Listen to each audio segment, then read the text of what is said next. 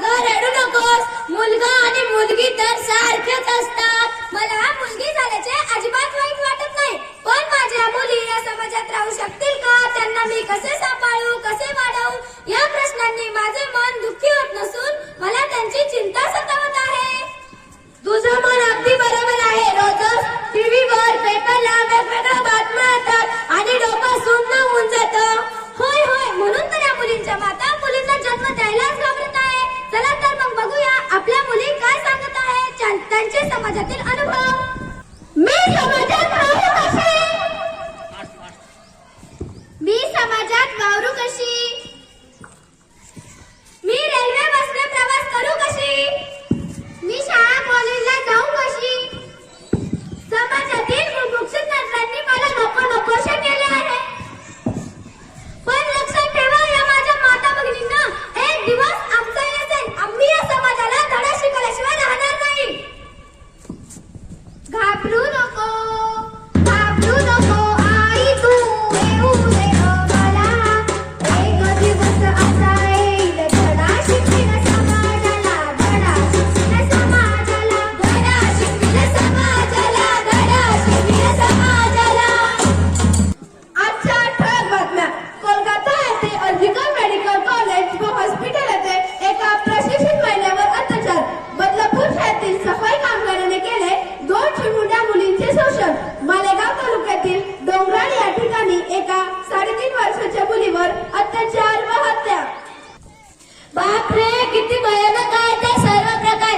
अशा ऐकणा अनेक बातम्या आपल्या कानावर पडतात आणि डोकं सुन्न होऊन जाते. यासाठी आपल्यालाच हुशार व्हावे लागेल. हुशारच नाही तर आपले संरक्षण आपणच करण्यासाठी सक्षम व्हावे लागेल, प्रतिकार करावा लागेल. अरे पण आपल्यासारख्या मोठ्या मुली प्रतिकार करू शकतील? आत्ताच अगदी घडलेली मालेगाव तालुक्यातील घटना. ती 4 वर्षाची छोटीशी मुलगी काय प्रतिकार करणार? हो, हे बरोबर आहे. त्रिशा, त्रिशा उठ ना, तुला शाळेत जायला उशीर होतोय. हो आई, उठले. जा लवकर, आंघोळ करून घे.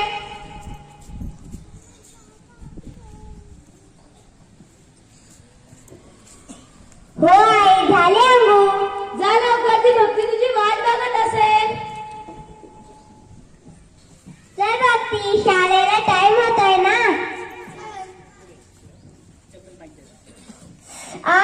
पाय काटा शिरला, मला चालता नाही येते. तुझ्या हळूहळू मी पुढे जाते. हो.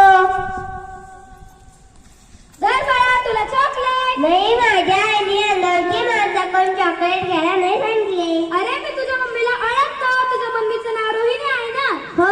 धर चॉकलेट. चल, मी तुला कड्यावर घेऊन जातो.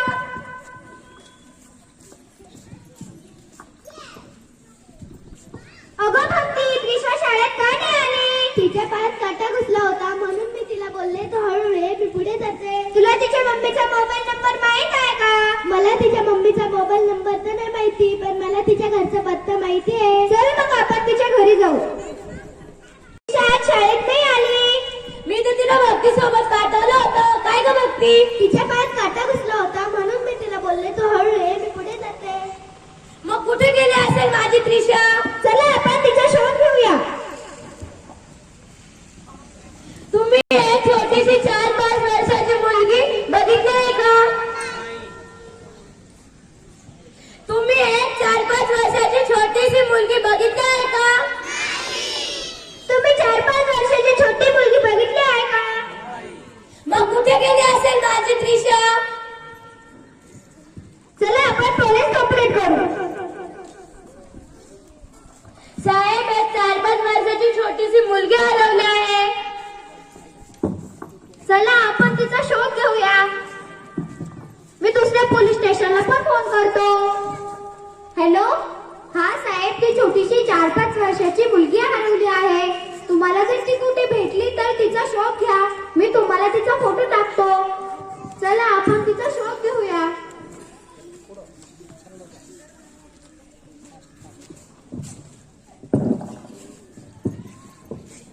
ही कोणाची डेड बॉडी आहे?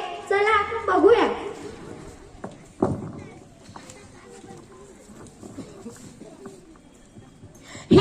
माझी फीस कोणत्या मला कामाचं काम आहे साहेब याचा शोध घेतलाच पाहिजे याला फाशीची शिक्षा झालीच पाहिजे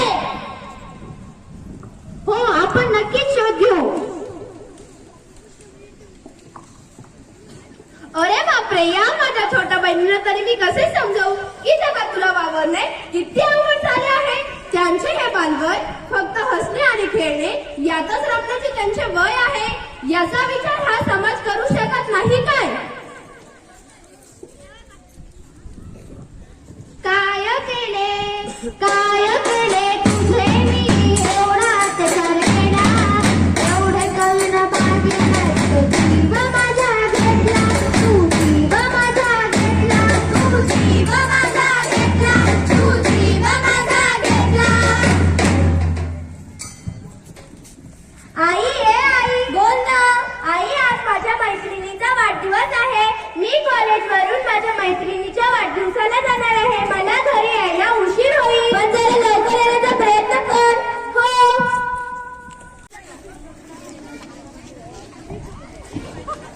चला आता कॉलेज सुटले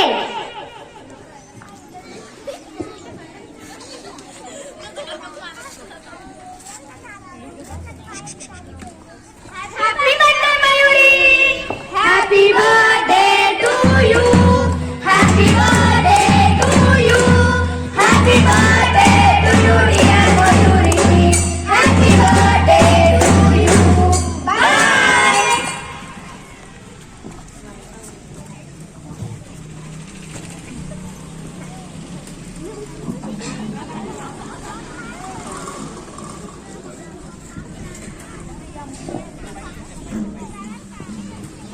अरे बापरे काय झालं माझी सायकल तर पंक्चर झाली रस्ता सुनात आहे ट्रिंग ट्रिंग हॅलो हॅलो आई माझी सायकल पंक्चर